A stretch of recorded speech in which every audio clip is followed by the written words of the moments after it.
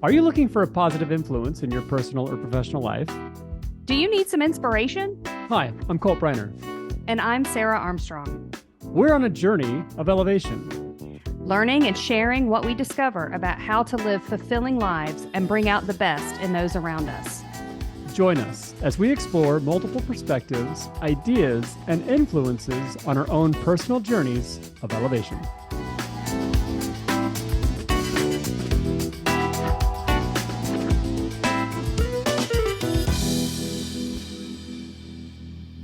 Well, hello, Colt.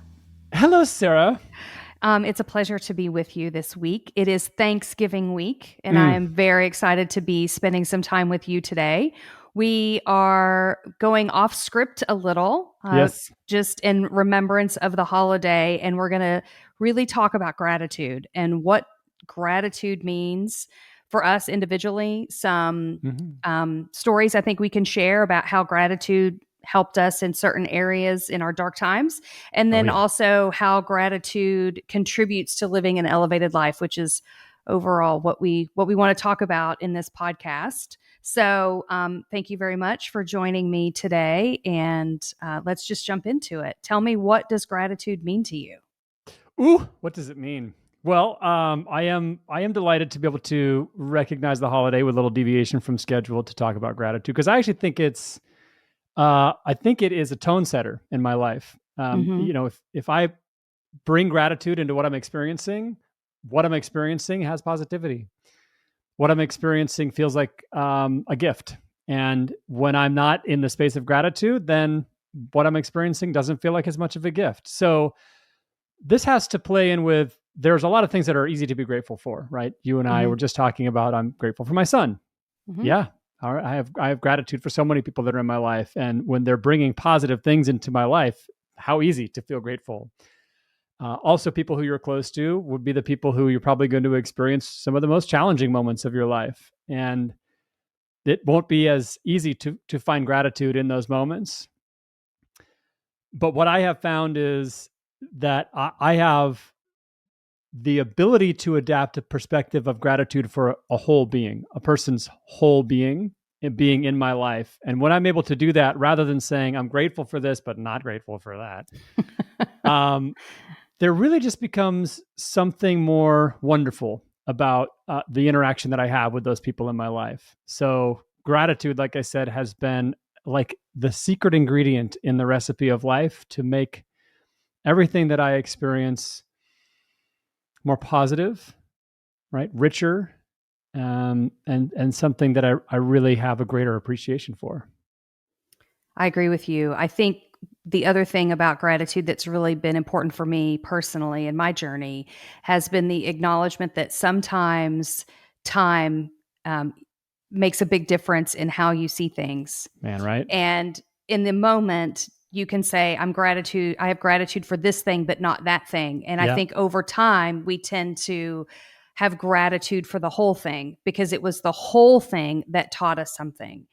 And being able to see a situation from both the light and the dark sides and carry that forward, because even though maybe it didn't feel good or it wasn't filled with only positive emotion, those experiences, I have great gratitude for them because they shape who I am and they teach me to have more positive thoughts and feelings towards some of those more positive experiences. So you may not be surprised, as I say, what comes up for me as you say that is my theory of opposites, because we've talked a lot about this.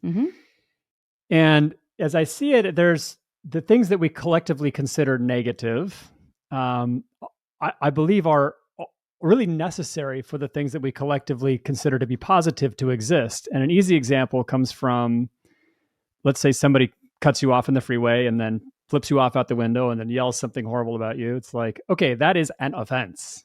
This person has offended in some way. But without an offense of some kind, of some nature, whether this incident or a different one, there really doesn't ever come an opportunity for you to be or bring things like grace or forgiveness. Like offense is a necessary requisite, a prerequisite for the existence of grace, for the existence of forgiveness. which I think we all value grace and forgiveness, but do we value offense? And I think if we really want to value grace and forgiveness, we have to value that which creates the space for it to exist. Mm-hmm. And taking that perspective has really allowed me to shift when and where I can bring gratitude in my life, because I recognize that, at least again, this is a belief system that I have, there is not the experience of these things which we consider positives without the experience of that which we consider negative. Yeah. I did some homework. I love that. I think that is absolutely right. You and I use different language, but I talk about the light and the dark sides of the same thing. Yeah. Yeah, similar philosophy. But I did a little homework in preparation for today's session, and I came across this definition of gratitude that I thought was very interesting. If you read, the dictionary and a lot of the descriptors on the internet, it'll just say, the act of having gratitude, or the act of giving thanks, or something like that. It's this snippet in time. But I came across this description that says it is the readiness to show appreciation for and to return kindness. And I was really struck by that definition, because I think that really gets to the heart of what gratitude means for me. It's not something that you think in a moment, and it's not, oh, I got this thing and I'm thankful for this act or this event or this gift or something. It really is a presence. And the way that you I use the phrase, the lens in which you see the world. If you look through those lenses, and those lenses have a large element of gratitude, it really shapes how you see everything. And that being, you talk about that being, and the way that you interact with people can feel that you have a readiness to return kindness. Yeah. And it is so attractive to them. And I think that it creates just this positive energy source between two people. I like that a lot. What I like about it is, as you said, it's not necessarily in a given moment. It's an energy that persists in the context of a relationship with an individual, as this gratitude, and that energy is present, whether it's maybe called upon or just you have an instinct or a motivation to act from this energy that's present to return in kindness because you're feeling the gratitude in yourself. That's powerful stuff. Now, let me ask you, I want to extend it beyond relationships, beyond people, because I have, when we would sit down and say grace, for example, which is an expression of gratitude in a religious context, if you will, that you're grateful for the food. Yep. Or that you're grateful for transportation, or grateful for a healthy body. So outside the context of relationships, tell me about gratitude in your life. I think gratitude for me it's a way to focus on the have versus the have not. It's a way to focus on the blessings instead of the conflicts or the areas of strife. And if you follow any Stoics, right? So a lot of people think about the Stoics, and Stoicism is maybe a little bit misunderstood in our present day, because Stoic has a tendency to mean an absence of emotion. Right. But really, if you do your homework on the Stoics, it's about reframing negative experiences into a positive mindset, and how to have just peace in life and acceptance that negative things are going to happen. And that's all part of life. And that the ability to see the good in those things, or the patience to allow those experiences and those phases of life to pass through us, and for us to be shaped and grown from those experiences, to me is a deep component of gratitude. Yeah. I think, everyone is going through something. Everyone has a story. Everyone has pain and trauma, and, just things that make them uncomfortable, or things that where life wasn't fair to them, whatever that fair word means. Yeah. And I think if you can look past that and just, we can all be thankful for the fact that we're not struggling in this area or that area. And we do have food on the table, and we do have security, and we do have a social network, and we do have all these things. It just really shapes how you go about life. And I think it brings you up a plane where you're not as, I would say not as easily frustrated by Sure. the little things. Yeah, gratitude can smooth out a lot of things. Yeah. Yeah.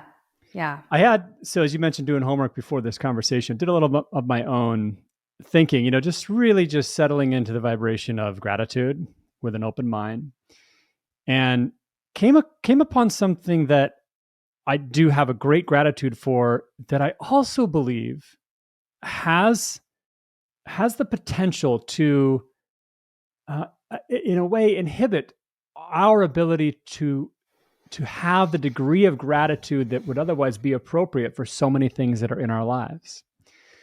So, what I was thinking about is really I was thinking about human capacities, and in particular, the human capacity to adapt and to normalize. Mm-hmm. So you can think about someone who was living in Alaska, then moves to Hawaii. At first, it's like, oh my goodness, it's so hot here. And then after 2 months, no problem. It's just the way it is. And when it gets down to 60 degrees in the wintertime, they'll be like, oh, I got to get my parka, right? How did that happen, right? It happened because we have a phenomenal capacity to adapt. And this could be, let's say, the noise of the city to the quiet of the forest, right? Somebody who's lived in the city goes to the forest. They can't sleep at night without a noise machine because it's just too quiet, right? Or the Mm-hmm. opposite. Another example of how our body has a phenomenal capacity to adapt to environment, to circumstance, to relationships, to the foods that we eat. But there's something that a tremendous capacity to normalize things can take away from you.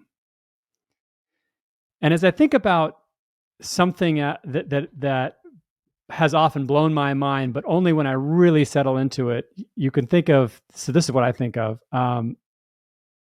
Sunshine powers the earth, right? So we have the star that we circle around, and radiation from that star falls on the earth, and everything on this planet is fueled by that. And it's like, wow, that's pretty amazing. We as humans, we walk on this planet, and we can breathe what we walk through. We can drink what falls from the sky. We can fuel ourselves with a handful of stuff that comes off of plants, and we can do incredible things. And you just think about the awesomeness of the ecosystem, the human body, the human capability, and that we exist in this every day. If you could disconnect from how adapted we've become to it, I mean, for me, if I could truly disconnect from that, it wouldn't be probably until 2 or 3 p.m. on the given day after sunrise before I could get up from just being a weeping puddle of awe and gratitude for how amazing that all is. And yet we are possessed of this incredible capacity to adapt. So it's sort of, as you think about things like what we can build with our hands, music that we can write, with our minds, poetry, we're just so damn incredible, but we don't wake up thinking, oh my God, I can't deal with how amazing everything is, because we've adapted. So it's with the combination of these two things, right? Just how amazing things are combined with our amazing ability to adapt kind of robs us in some ways of how grateful we can be with what's around us, who's around us, what lives that we have, that we exist in. It's just an interesting thing to think about. Yeah, it's what's coming up for me as you talk about that is really about being intentional Mm-hmm. and where do you focus your time and energy. And it is very easy to go through everyday life and not think about our blessings and not think about our awesome capacities and not think about, all the ways that all the things that we should be grateful for. There's so many things that demand our attention, Yeah. and it's very easy to get caught up in that. And so this practice of gratitude as a discipline Yeah. is really about being present and just taking a few minutes. I had a gratitude journal. I've gotten away from it now, but I used to have a gratitude journal that kind of got me into that habit of, for 10 minutes every day, just write out what are some things that I'm grateful for. And it's not about keeping a journal. It's about Right. forcing yourself to think about that for 10 minutes every day. Yeah. And I remember, the first time, I live in Naples, Florida, which is gorgeous. It's so beautiful here. And I remember the first time I flew into Yeah. the airport, and you fly over just this gorgeous water, and it's blue and these white sands. And I remember thinking, I hope I never forget how good it feels, right? And how grateful I am that I get to live here and I get to call this my home because it's beautiful. Yeah. People, it's paradise. And so I think it's all, to your point, I understand your thinking about the adaptation, but I think, yes, we are very adaptable. Therefore, we must be more intentional That's exactly about my gratitude thinking. as a practice. Yeah, that's exactly my thinking. I have witnessed people in circumstances that I just, well, actually, my brother's a good example. He worked with Rancho de la Puerto down in Tecate, Mexico. He was an enormously well-regarded yoga and Pilates instructor, physical therapy, and he was just like a star at this place. And it was a retreat center, so it was an amazing spot in an amazing location, and they were eating unbelievably awesome food every day. So, and I think about this circumstance, and he left. He was there for 10 years, and then he was like on to the next thing. And I observe it from the outside going, "Are you out of your mind? You're in the most like idyllic situation I could conceive of in my life." But as with anything, yes, he did adapt to it. And other things he wasn't adapted to became attractive, Mm-hmm. and he wanted to transition for those reasons. So what I want to ask you is, there's this balance between being grateful for what you have, being grateful for what is, right? And Mm-hmm. then this idea of maybe I would say what's next, or what's more, or what else, right? So I'm curious about your thoughts between the balance of gratitude and then that energy. Well, to me, that's ambition and the desire for experience and adventure. And I don't particularly see those things in conflict. I see, at least for me, I'm very grateful that I have the ability to pursue Yeah. other interests. It's less about I'm very content, I think, with, material items and things like that. I mean, this is something completely different, right? This is about wanting to experience life. And I think that part of living an elevated life, which is what we're talking about, is the pursuit of how can I give more? How can I experience more? How can I be a better friend, a better spouse, a better, whatever. And so I don't think that there is conflict between gratitude and complacency, which is, I think, maybe where you were heading. I'm not sure, but I personally think that you can be grateful for the ability to explore those things, and not necessarily that doesn't make you ungrateful Right. for Yep, having that's it. been there to start with, right? Yeah, it doesn't. So, what I'm seeing is that you can take that gratitude fuels you, as I'm understanding, to be able to meet with this energy of kindness, people in your life, and then to meet with this energy of gratitude for your capacity to explore what else could be in your life. Yes?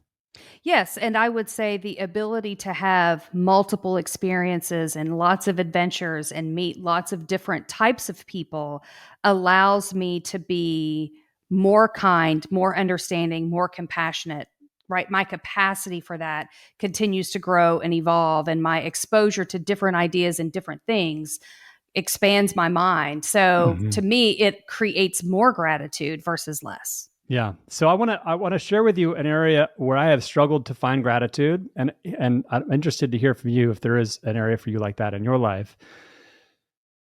It had been a struggle for me to really have a genuine, non-forced energy of gratitude around moments of stillness. Moments where it really is just about, let us be at rest. And it has become easier for me recently because I'm seeing things in a different way.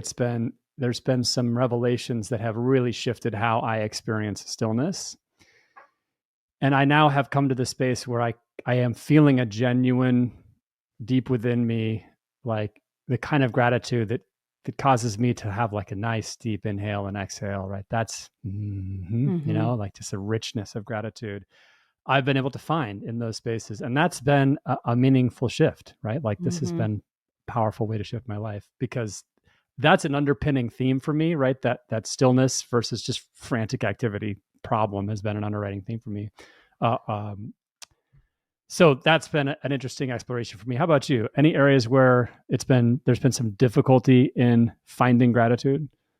I mean, certainly I could talk about, I'm not very good at being still either. So we can talk more about that. But I think even bigger for me is letting go of maybe some negative thoughts and feelings about someone or a set of events that I felt I was wronged or I've evaluated as unfair or something of that nature, right? So I've got a little scooch of that Enneagram 8 about Oh yeah. fairness, right? Yeah. In my personality. And so, oh, that's where I was talking earlier about time. In the moment, it is, I can't, I am still have a very difficult time doing it.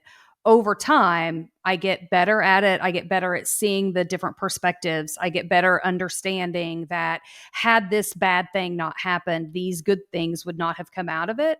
And so Yep. my reaction time has gotten much better around recognizing that I should be grateful for this experience versus Yes. carrying Yes. carrying maybe resentment for far too long. So you said the two terms bad things and good things. And as I was saying before, that you can't have the things that we collectively consider good things without the things we collectively consider bad things. So that's the way my theory goes. But there's another philosophy that I have found compelling and attractive that I'm not sure is compatible with some of these thoughts and the ways that we're talking about gratitude. You're going to know it in an instant when I say the fable of maybe, which is the one that we talked about where Mm-hmm. the farmer, a horse, the fence breaks and the horse leaves, and he's like, "Oh, I don't have my horse anymore," and all the villagers are, "Oh, how sad! That's such a terrible thing that happened to you." And the Mm-hmm. farmer says, "Maybe." And then the next day, the horse comes back and has with it like 4 wild horses that now have been added to the farmer's collection. And the villagers are all celebrating and they all say, "Isn't that amazing?" And he says, "Maybe." And then the farmer's son, trying to break one of the horses, gets bucked off and breaks his leg. And everybody's like, "Oh my God, what a tragedy." And then uh, the general comes around to recruit people for heading off to war. And they can't take his son because his leg is broken. And isn't that amazing? And on and on and on. Right. So, Mm-hmm. where you don't have a sense of things being good or being bad, does that preclude you from having a sense of gratitude? I think that not having a sense, because there's a TED talk about that, and she tells the story, good or bad, who's to say, right? Yep. And for me, it has been more about the feelings that come up from that event as classified as positive or negative. So knowing that I can look back, right, with my rearview mirror and my 2020 hindsight, I can look back on events in my life and say unequivocally, that thing that was so painful at that moment was so good for me, right? But in that moment, you can't see that because it's so painful. So I think that you may not feel gratitude in that moment, and you're evaluating it in that moment as good or bad, but that when you look back on it, it's so much easier to see how that negative experience or painful experience or period of uncomfortableness created something good in your life. So I'm totally with you. What always comes up for me when I get to this stage of this sort of either internal discourse or in a conversation is that I have to ask about the opposite, right? So you did just say that as you reflect, it's every time unequivocally you look at these situations and you say, this thing that I felt so much pain in, how amazing that it turned out to be this great good thing, right? Just look at it now. Have there been things that you would say in your past were the opposite, very, very good things that in the moment appeared to be that actually turned out to be, I don't know, some kind of tragic outcome? Like, or was everything positive, whether positive or negative? You know what I'm saying? Yeah, I mean, I think first of all, I want to just do a quick correction and say not everything not everything that has happened to me has been good. What I Okay. mean to say is Yeah, that there has been good that has come from all things. I see. So, but it's rarely wholly good or wholly bad, Sure. right? Yeah, totally. It just isn't. Yes. And certainly, I mean, yes, I can think of one thing that in particular that in the moment was glorious Hmm. and turned out to be deeply, deeply painful. I see. So I'm sure. I mean, doesn't everybody have one of those stories? They do, yeah, they do. And it's just like sometimes I feel people go like whole cloth into this stuff, and I'm like, well, okay, you don't have to be grateful for everything, but there are ways that I've learned to sort of recognize what things can be and what they are, and that the theory of opposites thing, so that I've been able to shift my relationship with enough things that I'm not struggling with this, whatever the opposite of gratitude is, resistance maybe, for things that I encounter in my life. Because if that's one of the outcomes of this type of an exercise, is to reduce the amount of resistance that you're experiencing, I think that there's a multitude of tools that I've learned that have been very powerful for me.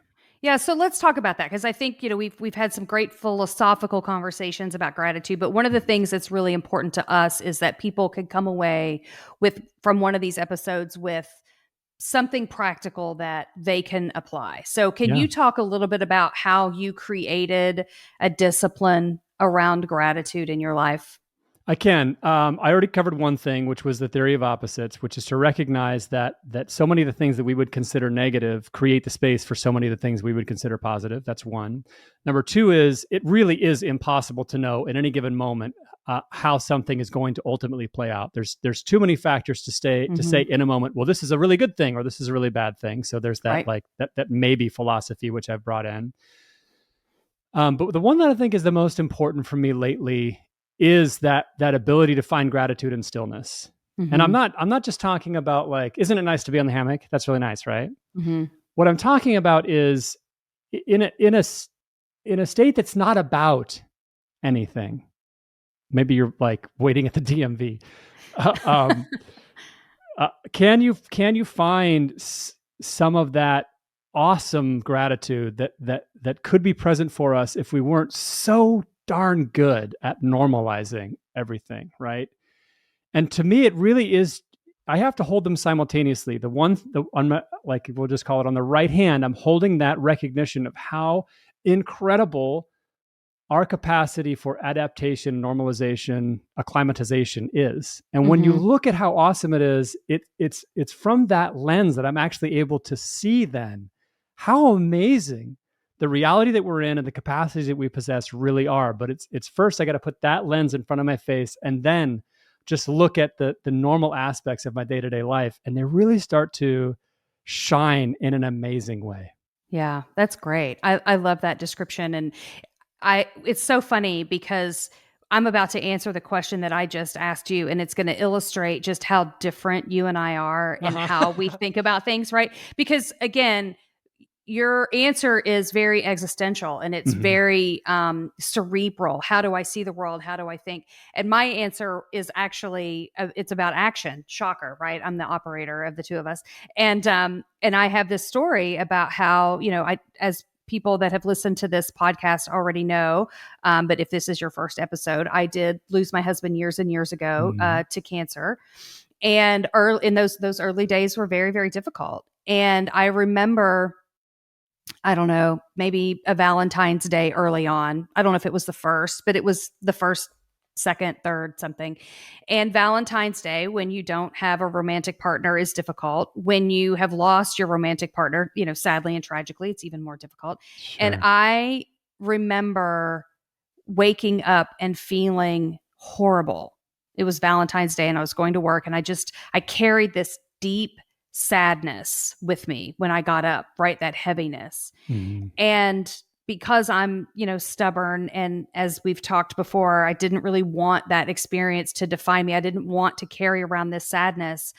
I, for whatever reason, decided to show gratitude, and I went and got flowers and candy and delivered them to two of my best friends, and I sent one who lived out of town and sent her flowers.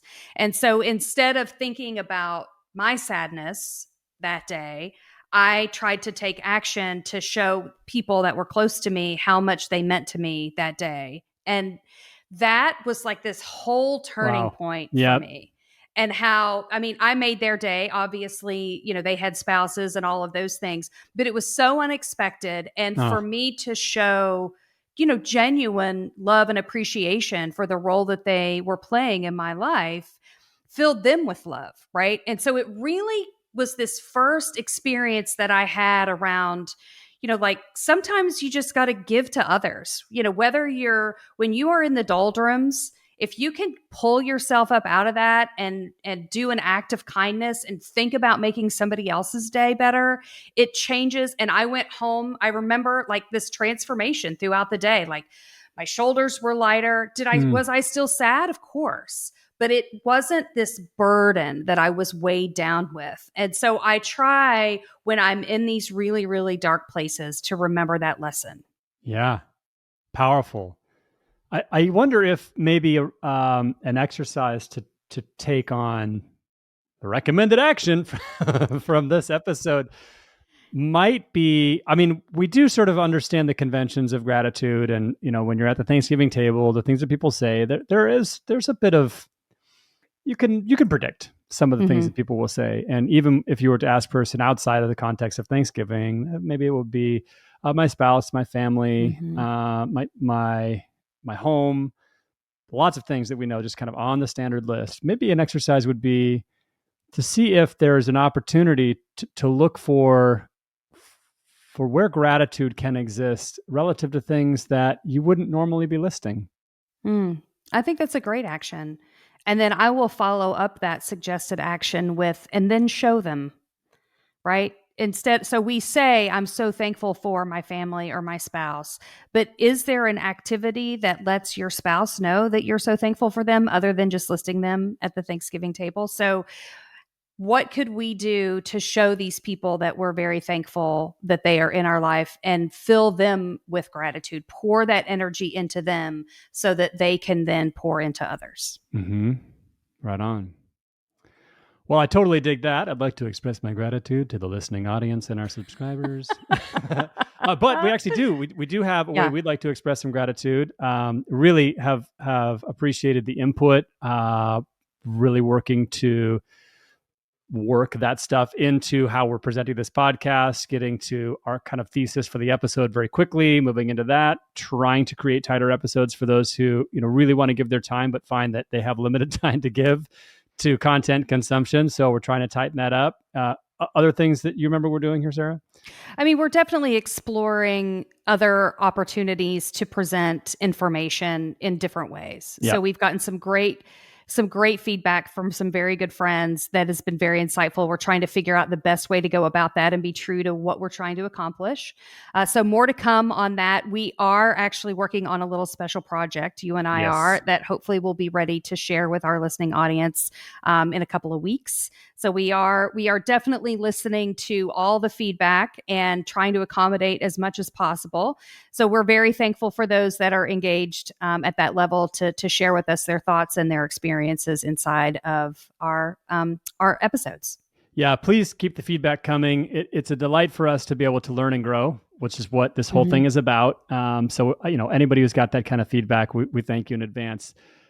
In addition, we are excited to hear from you topics that you want us to be exploring. So you have your own areas of interest. You've encountered books or content or TED Talks or whatever it is. There's something powerful in your life that has been informative or instructive in terms of your own elevation or areas of elevation that you've heard about and just want to know more about. That's what we're here to do. We're here to go on that journey. So please provide your suggestions for topics in addition to your feedback in the comments below the video in the YouTube channel or where you find these videos posted on LinkedIn. We'd love to do that. If we select your topic, we will be sending you an Elev8AF t-shirt. Yes. We'll get in touch with you. Of course, you'll know that your topic has been chosen because we were doing it. But yes, our gratitude expressed in the form of a t-shirt. One other thing that we'd like to ask people to do is to let us know if they would be willing to share their stories about specific episodes that they've watched, how that's impacted them, whether they've taken any of those actions. We'd love to have you as a guest to talk about those experiences for you. And again, there could be some swag for you at the end of those volunteer guest appearances. We really want to interact with those folks that are listening and hope that we can provide the structure to do that. Right on. Well, I'm grateful for this episode. Me too. Happy Thanksgiving, Mr. Briner. Well, thank you, Ms. Armstrong.